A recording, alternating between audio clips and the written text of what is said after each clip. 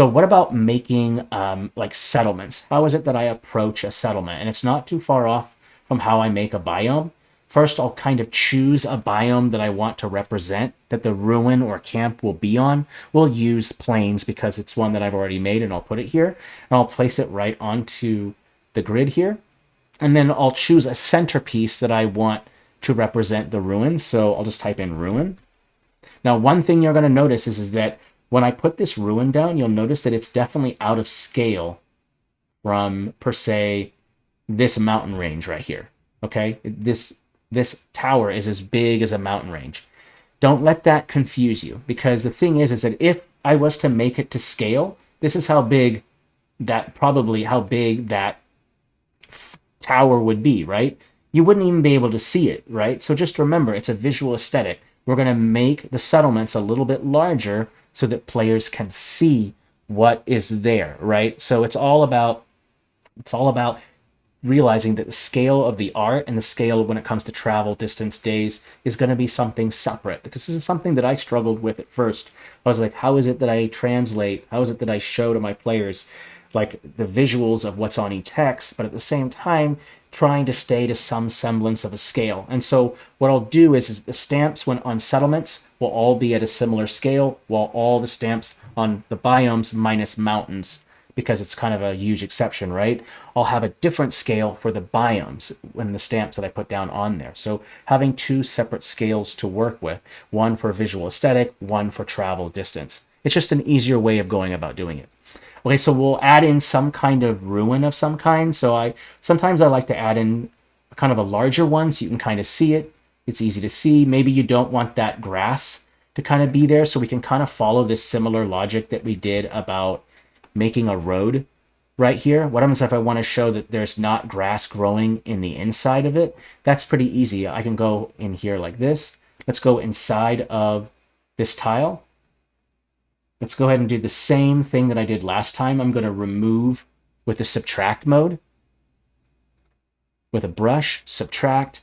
And I'm just going to go in like this and just subtract like this.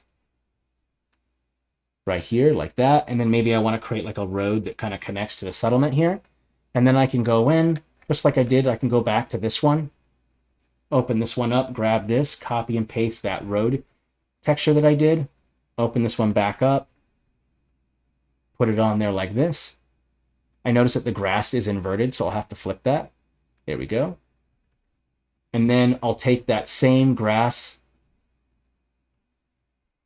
that I used right here, and then I'll go ahead and add the grass parts and then put it on top like this. So pretty basic stuff. And then I also like to add in some vegetation just to give it more interest. So I'll go back here.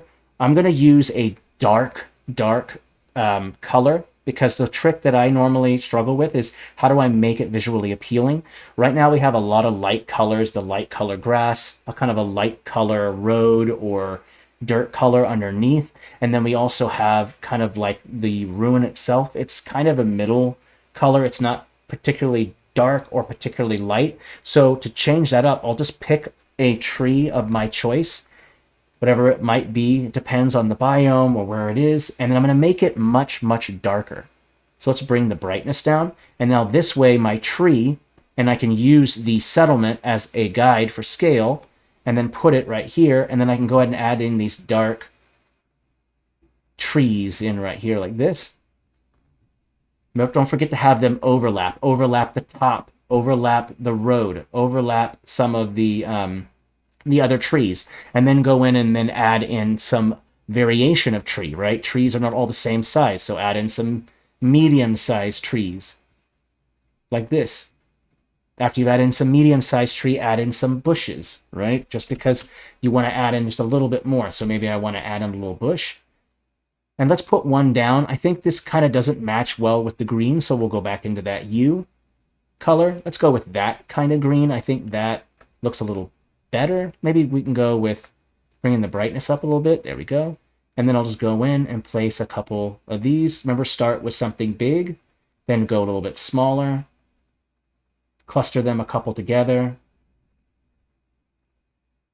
make them a little bit smaller, and then throw some tiny ones just to kind of break that up. There you go. So it's not complex to make. This only just took like a couple minutes to make this, right?